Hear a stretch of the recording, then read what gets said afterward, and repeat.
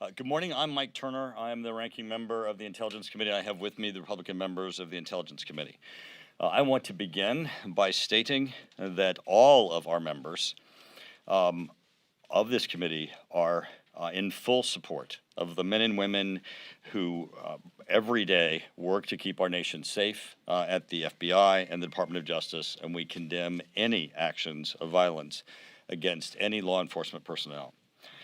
Having said that, we have serious questions concerning the actions taken by Director Wray and ordered by Attorney General Garland to raid Mar-a-Lago and the personal residence of Donald Trump. Both of them are subject to oversight by Congress, and it is our job to ensure that they are not abusing their discretion or politicizing the powers that we have given them. Earlier this week, we requested that they disclose to our committee the national security basis upon which that they have ordered this raid. Because many other options were available to them, we're very concerned of the method that was used in raiding Mar-a-Lago and the 9 hours that it transpired while they were in the former president's home. Now, we are glad that Attorney General Garland has begun the process of releasing some of the information to the American public, and the American public deserve answers, and certainly our responsibility as Congress is to make certain that we provide appropriate oversight. They will be releasing apparently the warrant and the inventory, but it will still leave many unanswered questions. That's why our request remains that the Director of the FBI and the Attorney General disclose to this committee the imminent national security threat upon which they based their decision to order a raid upon the president's home, again underscoring that there were many other options available to them. We believe that after the release today that these questions will still remain unanswered. We are requesting that the chairman of the committee support our request for the disclosure of this information to our committee. And we are requesting that it be backed up, if they do not comply with our request, by a subpoena from our committee. Our committee is intended to work with classified information. There's nothing that would be the subject matter of this that cannot be disclosed to our committee. And we also are the committee that deals with the issue of national security threats, and we want to know what was this imminent national security threat upon which this was based. Next, we are also very concerned about the disturbing reports that there was an informant, perhaps someone even undercover, at Mar-a-Lago or around former President Donald Trump. And today we are also sending a letter to Director Wray demanding that he disclose to us the process by which that informant was utilized or that informant was placed. What is the relationship between the FBI and the person that has reportedly been utilized in this process. Now, we have a number of members who are going to speak. Each of us come with a background in national security and issues of classified information. This is an issue that requires oversight, and we're going to continue to demand this information. At this point, I would like to turn it over to Brian Fitzpatrick. Thanks, Mike. Brian Fitzpatrick from Pennsylvania, former FBI agent. I want to start by saying, no matter what angle you're looking at this from, this is a tough time in our country. We have too much distrust in too many of our institutions that are at the fabric of our democracy, and our country simply cannot survive a perpetuation of that distrust. We got to fix it across the board. It's incumbent upon all of us to do that. Just a couple of things I wanted to address as far as like how at least I think most of us are processing what our role is right now going forward. Number one is looking at the legal justification. So at some point, possibly today, possibly in the days to follow, you're going to see the release of both the warrant, which is a top page. You're going to see beneath that potentially a rider of items to be seized and areas to be searched. And then the property receipt that the evidence response team, the investigating agents would have filled out and returned, left a copy at the residence and returned to the court. If it's redacted, which I suspect it will be, don't expect it to glean too much other than the statute they're investigating, potentially 1924 and or others. The real story will be with the release of the affidavit itself, which is not currently planned to be released. It is filed under seal. the prosecution does have to repeatedly go back to the court and ask that it remain under seal. There is a baseline presumption that that document be released to the public in the interest of transparency. That's what's going to tell us really what most of us want to know. Second is the tactics that were used. There is a continuum of options available to any agency that's enforcing the law, from non-invasive methods like the passive service of a subpoena with a production date and or appearance date, all the way up to the most extreme, which would be the execution of a search warrant. There's a lot of steps you can take in between. For example, forthwith subpoena, where you would show up, serve a subpoena, but demand instant production then and there. The Bureau and the Attorney General and the DOJ obviously made the decision that this extreme measure was necessary. We will await their rationale as to why that extreme measure was justified and not some lesser intrusive means. The next thing that I think we all need to look at is the parity in the enforcement of the law. We've seen many cases involving national security information, Sandy Berger, Hillary Clinton, and the like. The public needs to know that the law is being enforced equally when the circumstances dictate. And then lastly, something that I'm concerned about, which is why we want to get to the bottom of this, is the impact that this perpetual distrust across a lot of these institutions is going to have, in this case, on our national security apparatus. As FBI agents, we cannot do our job. I'm a former agent, obviously. We cannot do our job without the support of the public. That's the core necessity to keeping our country safe, and FBI agents, DEA agents, all the agents doing their job. We have to be able to go to the public, recruit sources, have sources introduce undercovers. We needed to be able to knock on someone's door, and when we show them the FBI badge and credential, that they respect it, that they invite us in and they share information with us. That's how we kept our country safe. If we ever get to a point where we lose the faith of the public, it impacts all of us. It impacts our national security. And that's what we're trying to get to the bottom of here. It's in all of our interests to do it. As Mike said, we love our law enforcement officers. We would protect and defend them. We thank them for their service. But when we have a brewing matter of distrust, we have to get to the bottom of it and fix it. Not just for the sake of this individual instance, but for the sake of our counterterrorism cases, our counterintelligence cases, our cybersecurity cases, all of the critical cases that all of our federal law enforcement agencies are working on to keep us safe. So with that, we will invite our conference chair, Elise Stefanik. Thank you, Brian. Elise Stefanik, House Republican Conference Chair, Representative for New York's 21st District, member of House Intel and House Armed Services Committee. House Republicans are committed to immediate oversight, accountability, and a fulsome investigation to provide needed transparency and answers to the American people regarding Joe Biden and his administration's weaponization of the Department of Justice and FBI against Joe Biden's political opponent. President Donald Trump is Joe Biden's most likeliest political opponent in 2024, and this is less than 100 days from critical midterm elections. The FBI raid of President Trump is a complete abuse and overreach of its authority.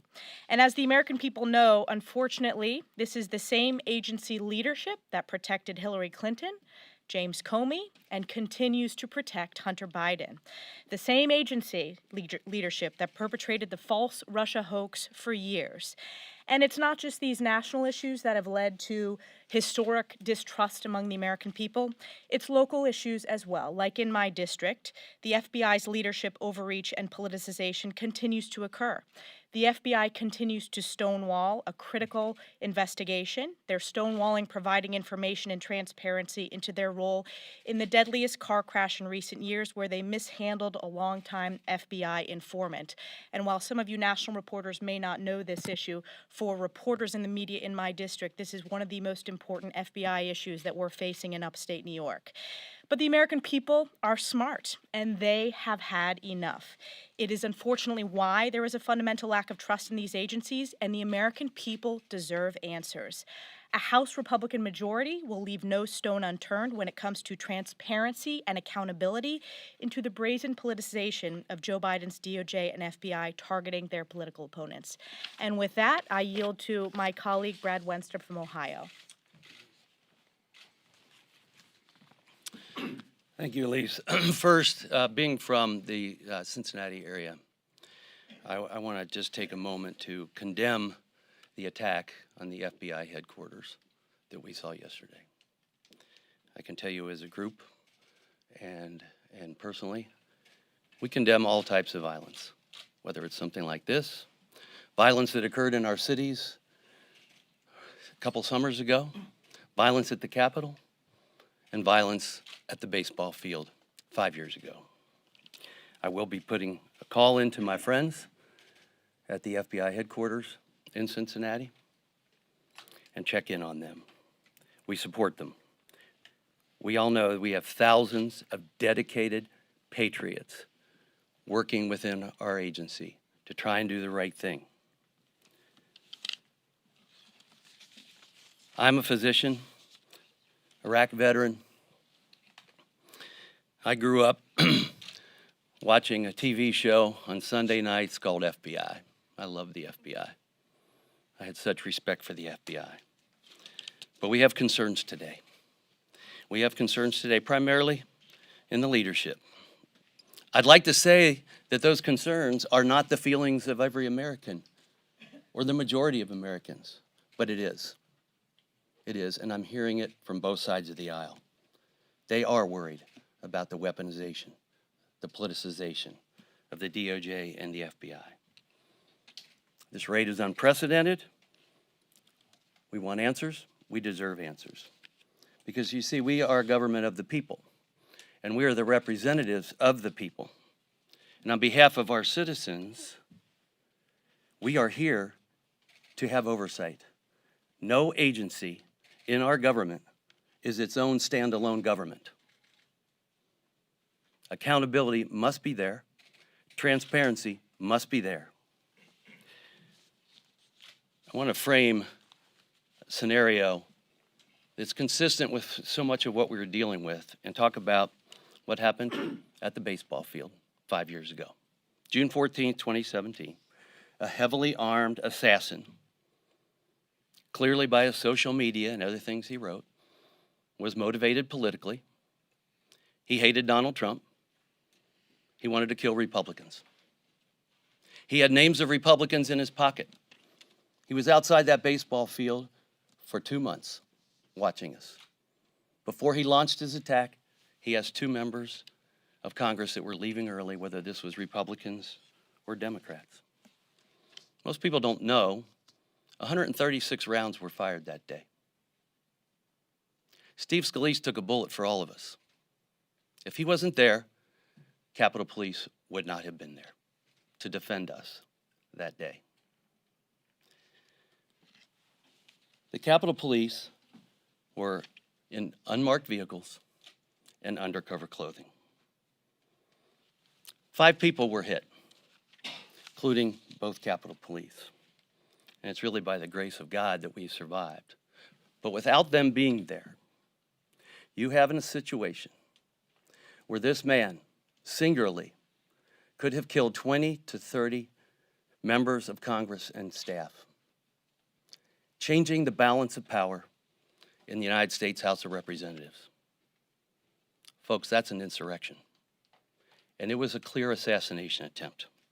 He came heavily armed.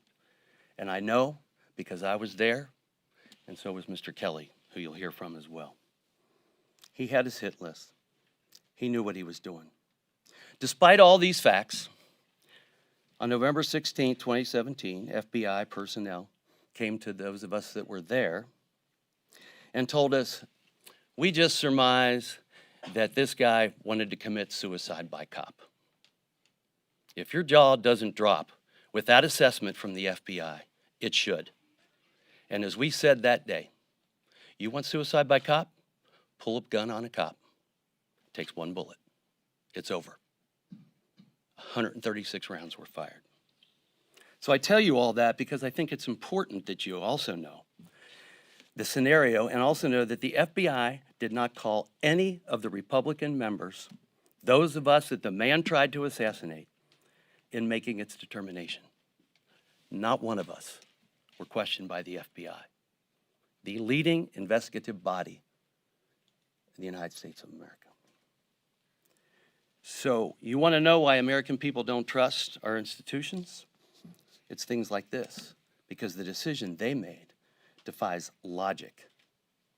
Fortunately, this committee finally had a chance to address Christopher Wray, who, by the way, was not the director of the FBI at that time on June 14, 2017.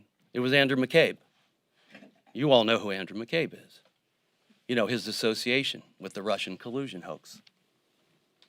We finally had Christopher Wray, after 4 years, painted the scenario and asked him how the FBI could come to that conclusion. To his credit, he reviewed the case and changed that narrative to domestic violent extremism. But it doesn't end there. So, and I do want to share too that, you know, you had all these other agencies, Alexandria Police, et cetera. They were very clear on what this man did. None of them considered it suicide by cop. Not one agency, just the FBI from the top. We're in a situation now where we in this committee, where we have oversight, we are the entity, and as taxpayers, you all are the ones that fund this agency. We're the ones who created this agency. We have a responsibility to have oversight over this agency. And so in review, we have said, we want to have some lessons learned here. How did you get it so wrong? Why did you get it so wrong? Did it come from the acting director? So we want to know how, why, and by whom these mistakes were made. We need access to the case file to answer these questions. And the FBI has been unwilling to share this file with us, which we have every right to see. These agencies serve us. They serve us, the people, not just us here, but all of those that we represent across this country. It's not the other way around. And we cannot be denied oversight by the very agencies that we created, that we fund, and that we want to trust. We want the American people to trust our agencies. So we're here to provide oversight and accountability. We need the FBI. This country needs an FBI. It's part of truth, justice, and the American way, but not when it's in the cover of darkness, and not when we don't sense honesty and transparency. We created the FBI for a reason. We want them to do their job for the reason that it was created and to work with us. And with that, I'd like to turn over to my colleague, Trent Kelly. Thank you, and I'm Trent Kelly. I represent Mississippi's 1st District. I'm a member of the Intelligence and Armed Services Committee and Agriculture Committee. And I just want to say that the scales of justice should be balanced, and the eyes of justice should be blind as to who you are politically. I want to be very clear. The rank and file members of the FBI and our Department of Justice, they are brave men and women who do their job every single day. I think they're doing an incredible job. However, the 7th floor, the leadership of the FBI and the Department of Justice have been politicized in the eyes of most Americans. And I want to say that perception is reality. And so it doesn't matter if you're doing right if people perceive that you're doing wrong. And the only way to change that perception is through transparency and allowing people to know that what you are doing is right in the eyes of justice and that the scales of justice are balanced. As with the baseball shooting over 5 years ago, I was there. The perpetrator is dead. However, to this day, the FBI continues to use cover-up and hiding and will not disclose the files even though the perpetrator is dead. We have yet many, many requests. As a victim and as a member of the Intelligence Committee who oversees that, we have the right to see that investigation, but we have been denied that request after request after request. And I don't need to know what happened that day. I was there. I want to know who came to the decisions, who signed off on all these things. But there is no transparency at the 7th floor of the FBI. There is no transparency at the high levels of the Department of Justice. The 7th floor has refused to be transparent with the victims and the public, even after 5 years. I want to know what the underlying facts of this warrant are. The public trust will continue to be eroded for federal law enforcement until they are transparent at the highest levels of the FBI. I think as a whole, the American public trusts our everyday rank and file FBI members and our everyday Department of Justice. I'm a former prosecutor, a former district attorney. I work with federal law enforcement officials day in and day out. I trusted the men and women that I work with on a daily basis. I do not trust the level of leadership that have politicized these great organizations of American justice. I call for a full and complete transparency in this matter from the 7th floor and the highest levels of the Department of Justice. The American public demands transparency and accountability. No one is above the law. I heard that yesterday. No one is above the law, and that includes the Attorney General and the 7th floor of the FBI. Thank you, and I will be followed by Mark Wayne Mullen from Oklahoma. Thank you, guys. As stated, I'm Mark Wayne Mullen from Oklahoma, and I want to focus in on remarks that Attorney General Garland said yesterday, trying to convince the American people that we should trust him, which he did brag about his guys out in the field, and I believe we should brag about the guys in the field. But when you start talking about his level, you start talking about Director Wray's level, where has the trust came from? What has caused him to think that the American people should trust him? Is it the way that they handled Hillary Clinton's case with their emails? Is it the Russia collusion that the FBI handed the American people? Is it the way that they have targeted Trump, President Trump, from day one? Where is the leadership of the Attorney General Garland getting the idea that the American people should trust him? Where is that Director Wray thinks that the 7th floor of the Hoover Building has earned the trust of the American people? The American people know that President Trump has been targeted from day one of his presidency by the FBI. So where is it that they've earned that trust? I don't know. Attorney Garland goes out and says that no one is above the law. I agree with that statement. No one is. That includes you, Attorney General Garland. That includes you, Director Wray. And I'm here to tell you, if the Democrats don't hold you accountable for your actions, the Republican Party will. With that, I'll go to Rick Crawford. Rick Crawford, represent 1st District of Arkansas, former military bomb tech, serve on the Intelligence Committee. I want to associate myself with the comments of my colleagues, but you know, this committee, you see a diverse background of experience, but the one thing that we all have in common is that we were hired by the people that we represent to provide oversight and transparency for the agencies of the federal government. As was indicated earlier, this is a government of the people, by the people, and for the people. These individuals, whatever agency they work in, they work for the people that hired us. It's our job to oversee these agencies. And when we make requests repeatedly of agencies to bring forth documents that we're entitled to see on behalf of the people that hired us to be here, it's a slap in the face to the American people. This is why you see the erosion of trust. And to the point that they've made, look, we all have occasion to interact with FBI field offices, whether that be in Little Rock, Arkansas, Jackson, Mississippi, Salt Lake City, Utah, Tulsa, Oklahoma. It doesn't matter. We all interact with these federal agencies, and we have, some more than others, have interacted with the FBI.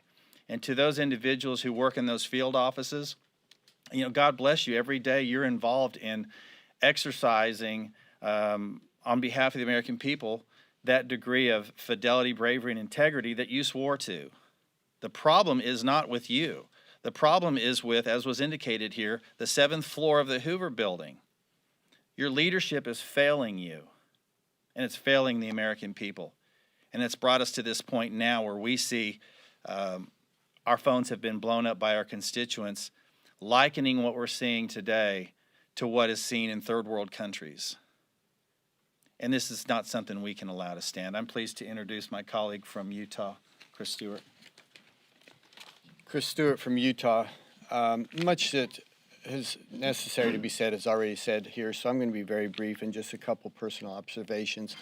As a former Air Force pilot, I've spent a lot of time around the world. I believe the United States has a truly unique, a truly extraordinary responsibility to the rest of the world. Whether we like it or not, they look to us as an example of how they want to be able to live their lives. And part of that, I believe a big part of that, is this idea that people in the United States are treated equally. The people around the world want to live under an American FBI and their leadership, not an American KGB, or some of the nefarious innuendos that would come with living under an organization or a government that treats people differently. But the perception is now that that happens, that the Department of Justice and the FBI has chosen a team, and that they're working for that team now against the interest of other Americans. And Christopher Wray, I would say to you personally, you are in the middle of a crisis of leadership. You have to assure the American people that you are working for all of us, not for just some of us. You took an extraordinary step yesterday, something that, to my knowledge, has never happened in our history. If that was essential, then you have to tell the American people, and you have to tell them now. You can't hide behind the explanation of it's an ongoing investigation. If you did what you did this week and there was a necessity for it, then tell the American people why. They deserve to know.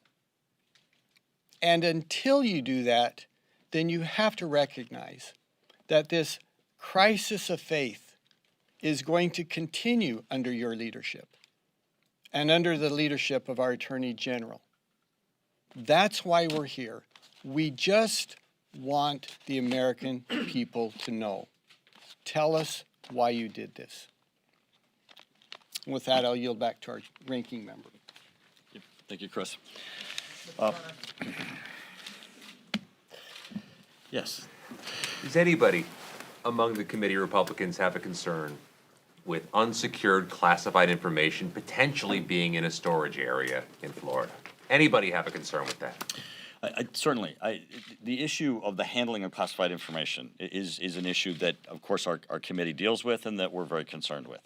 However, the issue of classified information and the tactics that are used in this instance are the ones that we're very concerned about. There were a number of options that were available to the Attorney General and the Director of the FBI besides raiding Mar-a-Lago, the former president's home, and spending 9 hours there, including going to court and requesting that the original subpoena be enforced. There were a number of court actions and steps that could have been done that would not have resulted in agents being in Mar-a-Lago for 9 hours. Now, the one thing that we all know is Donald Trump has more classified information in his head than he does in his desk. But yet they claim that there was an immediate need to enter his residence, and our committee deals with intelligence and national security issues, so we are demanding disclosure to this committee. What was the national security basis that was an apparent immediate threat requiring this action opposed to all the other actions that they could have taken? Yes. If there were nuclear documents in that, is that justified, the FBI going to get it? And also, you say that Donald Trump has more classified information in his head. The Mar-a-Lago is also a public club, so should those documents be in that space, written down for perhaps people to access? So this is a great question. I'm glad that you asked it. So I have served on the Strategic Forces Subcommittee in the Armed Services Committee for 20 years, including being its chair and ranking member. It depends on what the nuclear information is. You can say nuclear weapons, but there are things that are highly, highly classified. There's things that are not extremely classified, but are nonetheless classified. The other aspect with respect to access is we don't know what those documents are. I mean, I'm asking the same question you are. Attorney General Garland, Director Wray, if these things rise to the level of national security threats, to which there's an immediate need to enter the residence of a former president, perhaps future candidate of president, the person who is, has run against Garland's boss, that should have a higher level of scrutiny, right? But just tell us. I'm asking the same questions you are, and if there are rational answers for it, then he needs to come to this committee, disclose what the classified information is, disclose what the national security threat is, so that we know. I'm going to pause for a second. Anybody else want to answer? I just want to say, we've been here before. I remember getting questions on the Russia collusion for years. And so before you jump to conclusions and just accept information from sources who are not the Attorney General, who are not the Director of the FBI, let's see what the facts are. That's why transparency is key here. But many of you are the same reporters that asked us questions on Russia collusion, and look how that fell apart. I think it's really... Republicans wait to see what the facts are before. We are going calling out for the for facts. people. Let me. Like, That's right what we're. after- right Let me after answer. the search on Monday, Republicans came out, made a lot of justifications that this was completely simply political, that perhaps they planted information, all sorts of things. And look So what is our that- look what our House Republican leader said. Preserve your documents. That's about finding the facts. Each of us said we want answers and transparency. And the American people, whether you're a Republican or a Democrat, and I call on our House Democrat colleagues, we deserve answers. We have oversight over these agencies on behalf of the American people. That is what we are calling for today. So before you jump to conclusions, we are asking for the answers and the facts. Let me say something on that too, if I could. I think it's naive to assume that the American people would not wonder, is this political? Of course they're going to wonder that. Look what's happened over the last 5 years. And look at the premise of most of your questions. Was it nuclear? Was it, heck, maybe it was aliens. That's the point. We don't know. We're asking them to tell us. And until they tell us, then we're going to have questions like this, and the presumption is going to be that it is political. There's a way to depoliticize this. Give us the information. And when you ask the question, you're asking the question based on things that you have seen reported. And let's go back to the Russian collusion narrative and how that was carried out. Fusion GPS, et cetera. If we can get one media outlet to make a statement and an accusation, whether it's true or false, in that case false, then every other media outlet started running with it. Maybe not every other, but started running with it. It's been reported, it's been reported. That's what America sees, and that's the problem. And that's why we are standing here today, not accusing anyone of anything, but wanting answers. Wanting answers, same questions you have. But keep in mind how they've proven the narrative and the way they like to work things. We have one more, and then I'm going to go to... I want to point out the double standard here too. We saw that this media frenzy about supposedly classified information. Where was this same media frenzy when there was 33,000 classified emails on a server in a bathroom with Hillary Clinton? Why didn't they raid that bathroom? Why did they work with her to find out a time, a date, and what documents they could and couldn't see?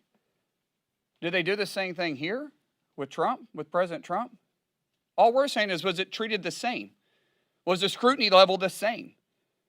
Right now, it doesn't appear that it was. As Ranking Member Turner said, what was your options? Did you eliminate all your options? Because you sure gave Hillary Clinton all her options when it came to classified information on an email. If it's everybody is treated equal, then good on you. If not, then you have a lot of answers to answer for, or a lot of questions to answer. One thing we know is there's no question that the Attorney General ordered this raid upon President Biden's political rival, and that certainly rises to a higher level of scrutiny and certainly the need for oversight. Yes.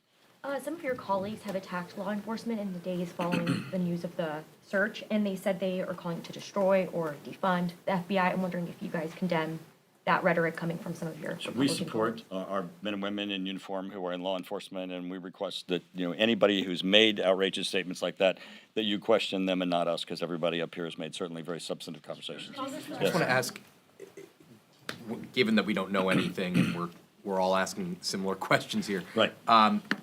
you spend a lot of time around classified information, highly classified information. Is there a situation at all in any universe that would warrant the FBI going into Trump's residence to obtain records?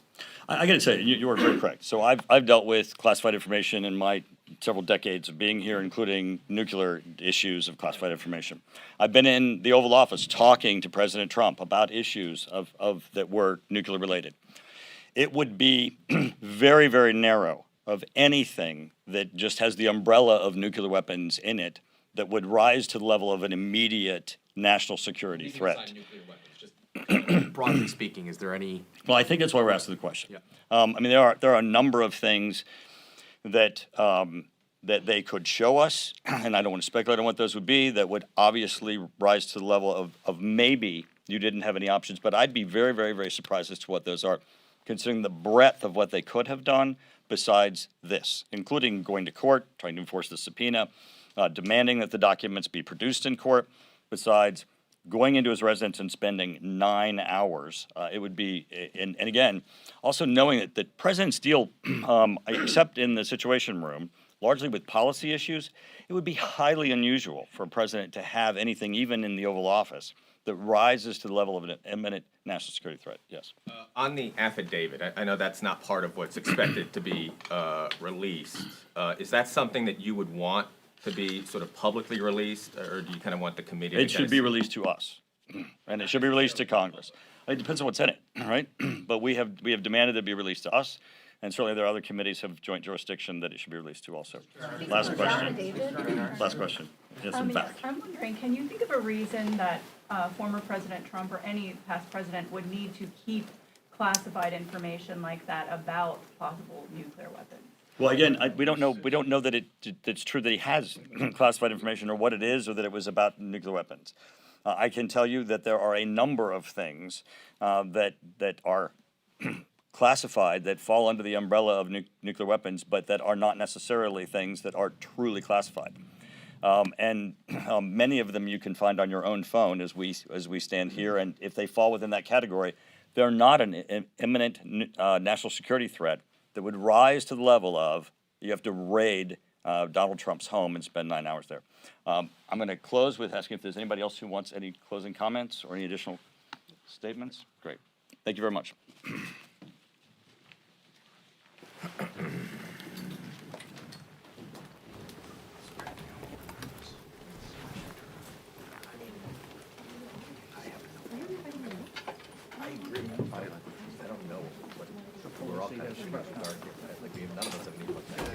Right. We're not trying to hold press conferences while navigating that.